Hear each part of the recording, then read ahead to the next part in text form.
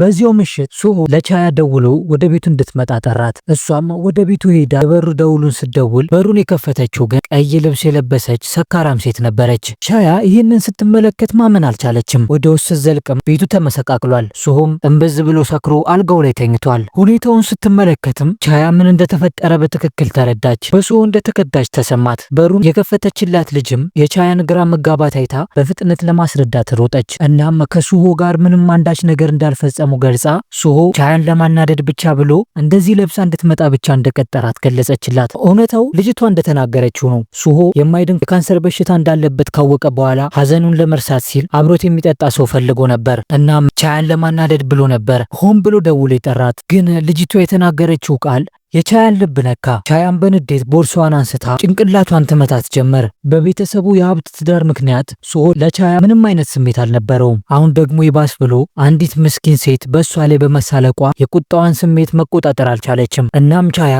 ቀይ የለበሰችውን ልጅ አጸያፊ ስድብ ትሳደባት ጀመር። አንቺ ዳ ልጅ ገንዘብ ፈልገሽ ከሆነ የመጣሽው ሂጂና ከውሃው ላይ ገንዘብሽን ልቀሚ ብላት ጥላት ሄደች። የቻያ ስድብ ልጅቷን ቅስሟን ሰበራት። ቻያም በመውጣት ላይ ሳለች ቦርሷን ስትመለከት በደም ተለውሷል። እናም በግዴለሽነት ቦርሳዋን በአቅራቢያ ወደ ነበረው ቆሻሻ መጣያ ውስጥ ወርውረው ሄደች። እናም ቀይ የለበሰችው ልጅ በእርጋቷ እንባዋን ጠረገች። እናም ስለተዋረደችበት ነገር ለመጨነቅ ጊዜ አልነበራትም። ወደ መዋኛ ገንዳው ሄዳ በውሃው ላይ የሚንሳፈፈውን ገንዘብ ለመውሰድ ስትሞክር ድንገት የማዞር ስሜት ተሰማትና ወደ ገንዳው ውስጥ ገባች። እናም የሚያወጣት ስላልነበረ በውሃ ታፍና ሞተች።